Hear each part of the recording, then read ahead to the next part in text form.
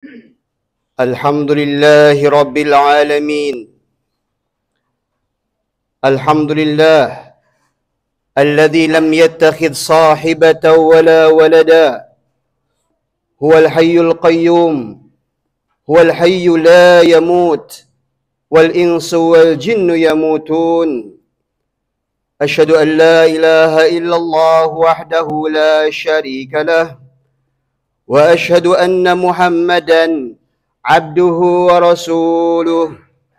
اللهم صل وسلم وبارك على نبينا محمد وعلى آله وإخوانه أجمعين.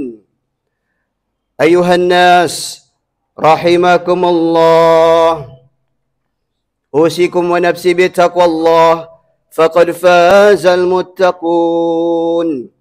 يا أيها الذين آمنوا اتقوا الله حق تقاته ولا تموتن إلا وأنتم مسلمون.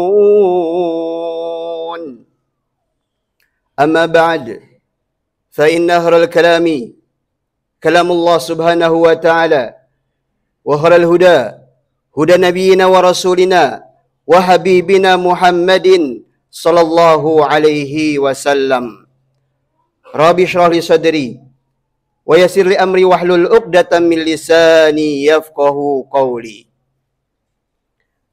Hadirin jemaah Jumat, a'azakumullahu taala jami'an. Pada hari Jumat yang mulia ini, mari kita mentajdid, memperbaharui kesyukuran kita kepada Allah Subhanahu wa taala. Mengapa? Karena asyukru sirru dawamin ni'am. Bersyukur kepada Allah Subhanahu wa taala adalah sir, adalah kunci, adalah rahasia dawamnya, tetapnya dan bertambahnya kenikmatan-kenikmatan yang kita miliki. Dan salah satu bentuk kesyukuran yang hakiki adalah dengan cara melaksanakan segala perintah Allah Subhanahu wa taala dan meninggalkan segala larangannya. Itulah ketakwaan. Wala tamutunna illa wa antum muslimun. Dan janganlah di antara kita ini meninggalkan dunia yang fana ini kecuali menjaga kualitas Islam, iman dan ihsannya hanya untuk Allah Subhanahu wa taala. Insyaallah pada khutbah Jumat yang singkat dan berkah ini kami akan bawakan tema barakah a'mal al-jariyah, keberkahan amalan-amalan jariah para hadirin yang dimuliakan oleh Allah Subhanahu wa taala. Yang pertama, Allah Subhanahu wa taala berfirman dalam Al-Qur'an, "Ba'da'udzu billahi minasyaitonir rajim. Bismillahirrahmanirrahim. Wa rabbuka yakhluqu ma yasha'u wa yakhtar." Wa rabbuka, dan Rabb kita semua Allah Subhanahu wa taala Rabbul alamin, yakhluqu, menciptakan, ma yasha, apa saja dari makhluknya, wa yakhtar, dan memilih, wa yakhtar, dan memilah, wa yakhtar, dan menghususkan, wa yakhtar, dan mengutamakan sebagian makhluknya di atas sebagian yang lainnya. Di antaranya Allah Subhanahu wa taala memilih malaikat Jibril di antara jutaan malaikat yang ada. Allah Subhanahu wa taala memilih Nabi kita tercinta Nabi Muhammad sallallahu alaihi wasallam menjadi manusia yang terbaik, abduhu wa rasuluh, yang berjalan di atas muka bumi ini. Begitu pula Allah memilih Hajar Aswad untuk menemani Ka'bah al-Musyarrafah, bukan jenis bebatuan yang lain. Memilih air Zam-Zam untuk menjadi air yang berberkah. Itulah istifa, pemilihan dari Allah Subhanahu wa taala. Maka dari umat-umat yang ada, Allah Subhanahu wa taala memilih kita menjadi umat yang berislam, umat yang beriman, termasuk umat Nabi Muhammad sallallahu alaihi wasallam yang merupakan umat pilihan. Rasulullah SAW menyebutkan dalam sebuah hadis, "Nahnul akhiruna as-sabiquna yaumal qiyamah." Kita adalah umat akhir zaman, umat dari Nabi yang terakhir, umat yang usianya paling pendek, umat yang postur tumbuhnya relatif pendek. Tetapi jangan khawatir, kita adalah al-awwalun as-sabiqun yaumal qiyamah, umat yang unggul pada hari kiamat kelak. Yang sebelumnya Allah Subhanahu wa taala memuji umat Nabi Muhammad merupakan kuntum khairu ummatin, khairu ummah.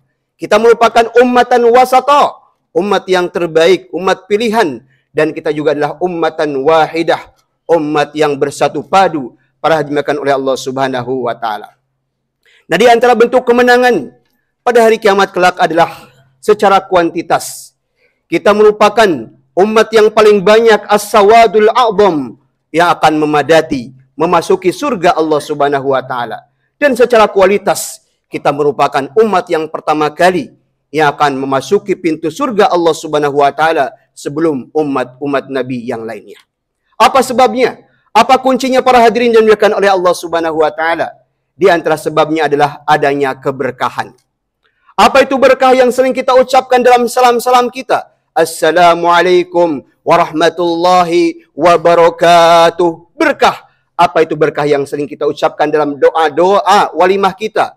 Barakallahu laka wa baraka alaika. Apa itu berkah yang sering kita ucapkan dalam doa-doa wiladah kita?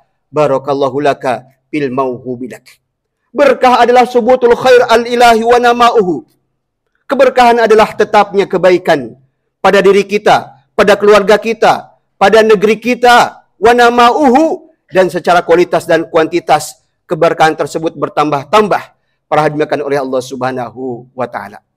Di antara contoh keberkahan usia ulama kita yang bernama Imam Nawawi rahimahullah. Usia beliau hanya kurang lebih 40 tahun saja. Tapi tidak ada masjid, tidak ada ormas kecuali membaca buku beliau yang bernama Riyadhus Shalihin, yang bernama Arba'in An-Nawawi. Itu menunjukkan keberkahan usia, keberkahan ilmu beliau, para hadirin dimuliakan oleh Allah Subhanahu wa taala. Dan di antara sesuatu yang diberkahi oleh Allah, ada yang namanya az-zaman, waktu. Kita memiliki bulan Ramadan, memiliki yang namanya Lailatul Qadar, dan kita juga memiliki barakatu al-makan, keberkahan tempat. Keberkahan masjid, Masjidil Haram, Masjid Nabawi, Masjidil Aqsa.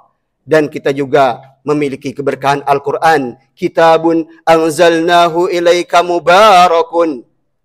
Kitab Al-Quran ini penuh berkah, penuh ilmu, penuh solusi dari berbagai macam problematika kehidupan kita. Tapi keberkahan ini harus kita jemput.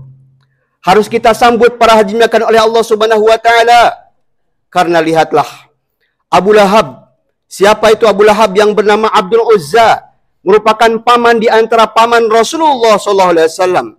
Di mana dilahirkan Abu Lahab? Dilahirkan di salah satu kota yang terberkah, yaitu di Makkah.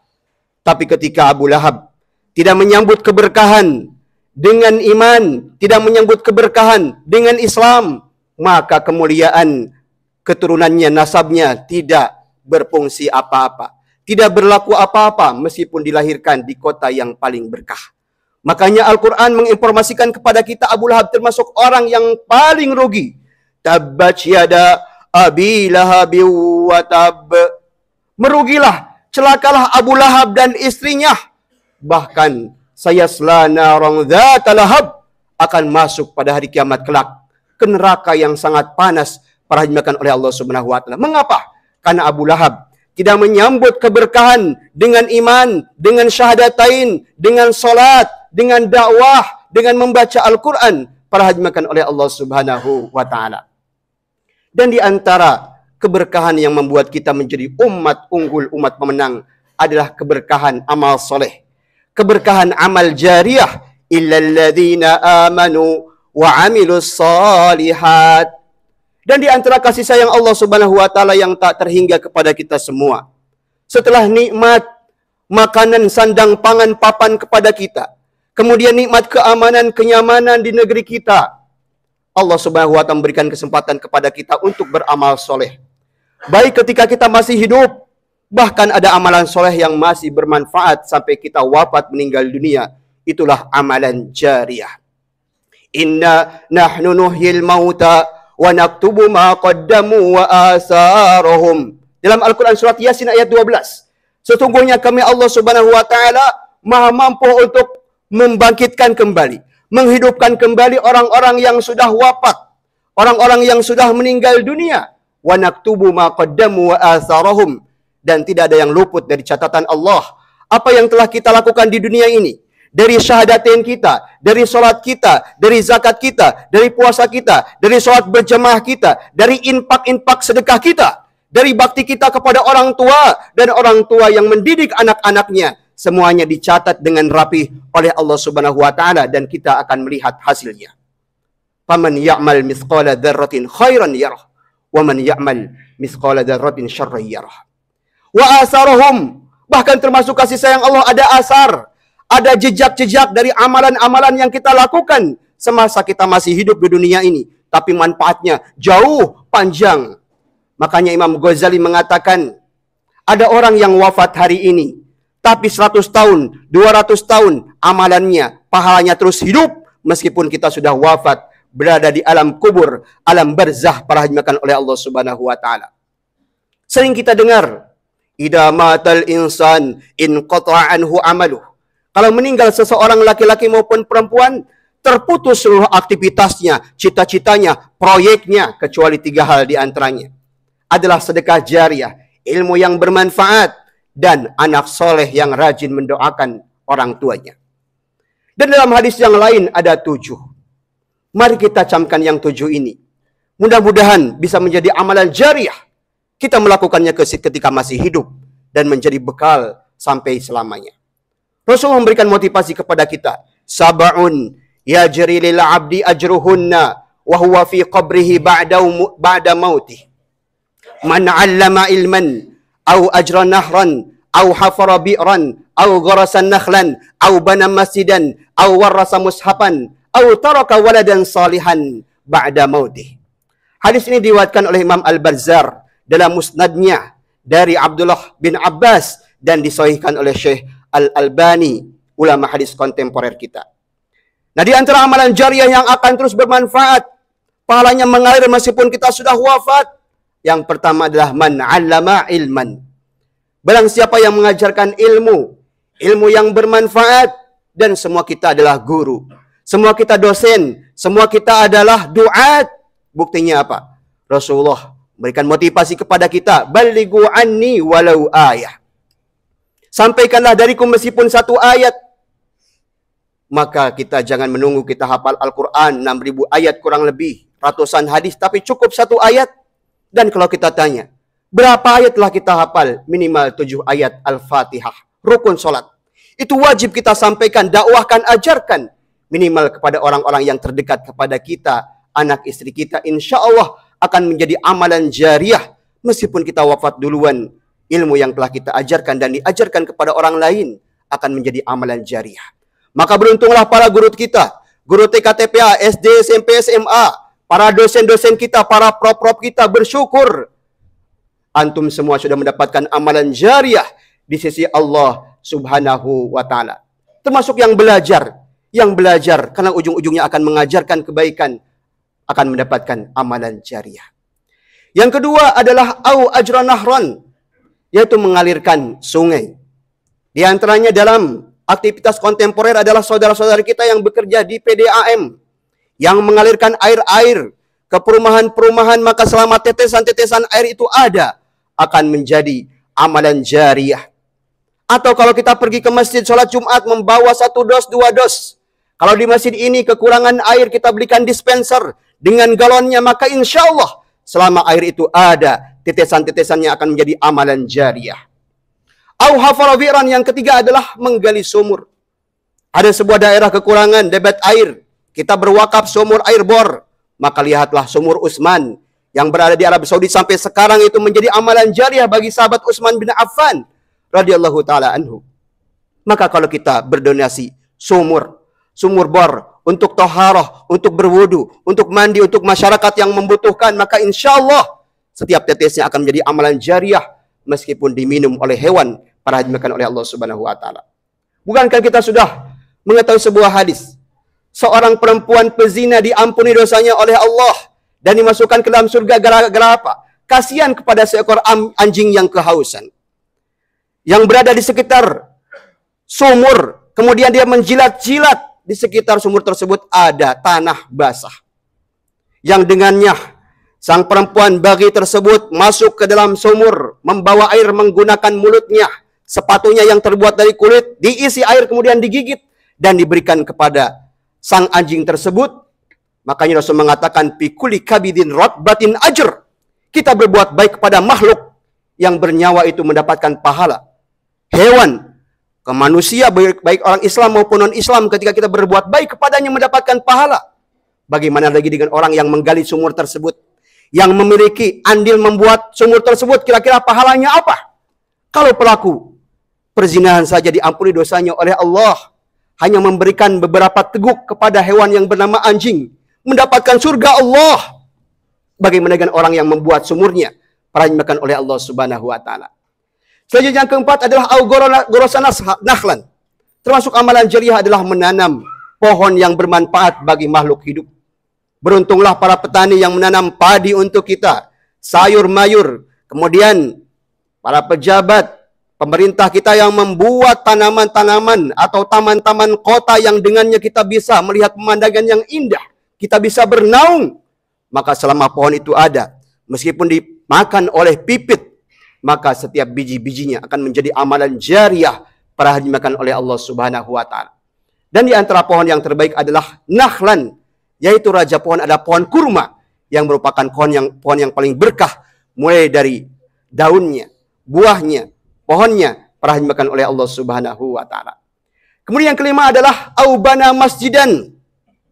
Termasuk amalan jariah adalah kita membangun masjid. Dalam sebuah hadis Rasul memberikan motivasi kepada kita, man bana masjidan walau kamifhasi qutah banallahu lahu baitan fil jannah.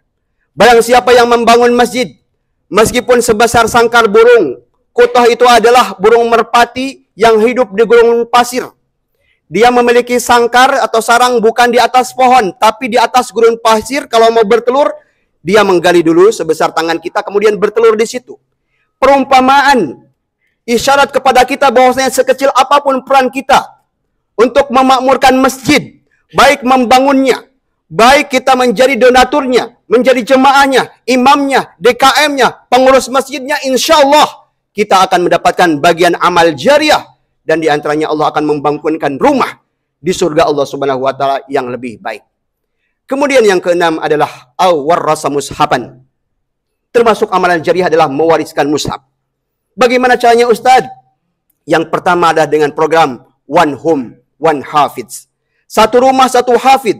Satu rumah, satu hafidah. Kalau kita sekarang merasa berat, belum bisa membaca Al-Quran dengan baik, menghafal Al-Quran 30 juz. Kalau kita memiliki anak dan cucu, jadikan satu rumah kita satu hafid penghafal Al-Quran. Maka insya Allah pada hari kiamat kelak, kita akan dipakaikan mahkota oleh Allah Subhanahu wa ta'ala. Atau yang kedua, kita dengan merogoh dompet-dompet kita. Keluarkan uang, beli satu mushaf Al-Quran. Kemudian kita simpan di masjid. Simpan di rumah Al-Quran. Simpan di rumah yatim. Maka selama Al-Quran itu ada, setiap huruf-hurufnya, setiap ayatnya akan mendapatkan pahala amalan jariah para dimakan oleh Allah Subhanahu wa taala. Yang dibaca, yang dihafal, yang tidak ada puri, yang diamalkan, yang didakwahkan akan menjadi amalan jariah.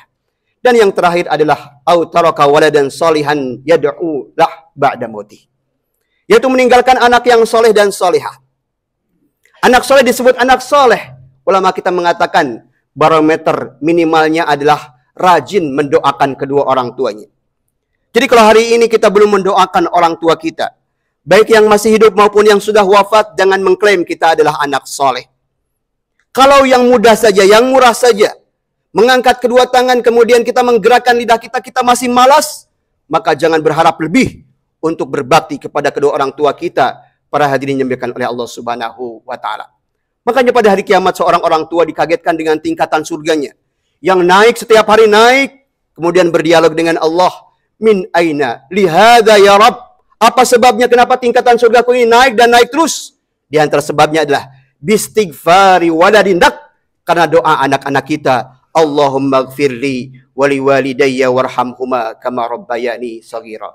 Qultu ma sami'tum aqulu qali hadza wastaghfirullaha li wa lakum wa lisa'il muslimin fastaghfiruh innahu huwal ghafurur rahim.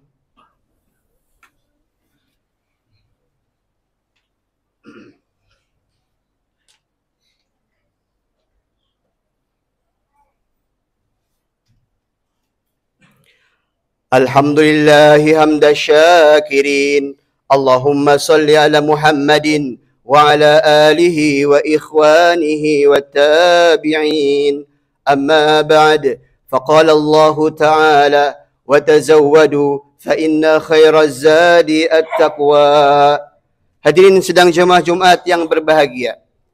Kemudian di antara hadis yang lain menyebutkan di antara amalan jariah adalah ribat fi sabilillah, yaitu berjaga-jaga, menjaga keamanan, menjaga kemerdekaan perbatasan negeri kita, termasuk amalan jariah yang akan kita dapatkan pahalanya meskipun kita sudah wafat. Dan di zaman sekarang yang mencontohkan ribat fi sabilillah adalah saudara-saudari kita di Gaza, di Palestina. Mereka ribat mewakili kita untuk menjaga Masjidil Aqsa kita. Mereka ribat untuk menjaga Palestina kita, perhajmakan oleh Allah Subhanahu wa taala. Maka mari kita tunjukkan keberpihakan kita. Kalau kita tidak bisa membersamai mereka ribat dengan jasad-jasad kita, maka kita buktikan ribat dengan hati kita, ribat dengan keimanan kita, ribat dengan doa-doa lisan-lisan kita, dan ribat dengan donasi-donasi kita, perhatikan oleh Allah Subhanahu wa taala. Mudah-mudahan dicatatkan menjadi amalan jariah di sisi Allah Subhanahu wa taala. Dan yang terakhir, mari kita berdoa kepada Allah Subhanahu wa taala. Mudah-mudahan Allah Subhanahu wa taala memberkahi Indonesia kita, memberkahi Makassar kita, dan memberkahi jamaah Masjid Sultan Alauddin. Mudah-mudahan dipanjangkan usianya oleh Allah Subhanahu wa taala dalam ketaatan dan keberkahan. Amin ya rabbal alamin. Allahumma shalli ala Muhammadin wa ala ali Muhammad kama shallaita ala Ibrahim wa ala ali Ibrahim innaka Hamidum Majid. Wa barik ala Muhammad wa ala ali Muhammad kama barakta ala Ibrahim wa ala ali Ibrahim innaka Hamidum Majid. Allahumma ighfir lil mu'minina wal mu'minat wal muslimina wal muslimat al ahya'i minhum wal amwat innaka qaribun mujibud da'awat ya qadiyal hajat. Allahumma a'izzal Islam wal muslimin wa ahlikil kafarata wal musyrikin wal munafiqin ودمر أعداءك أعداء الدين. اللهم أصلح ولاة المسلمين في كل مكان. اللهم أصلح شباب المسلمين في كل مكان. اللهم انصر إخواننا المستضعفين المظلومين في غزة وفلسطين. اللهم عليك باليهود الغاصبين ومن عاونهم من الكفار والمنافقين فإنهم لا يعجزونك. اللهم اغفر لنا ولوالدينا وارحمهم كما ربونا صغارا. ربنا آتنا في الدنيا حسنة وفي الآخرة حسنة وقنا عذاب النار. Mari dirikanlah salat.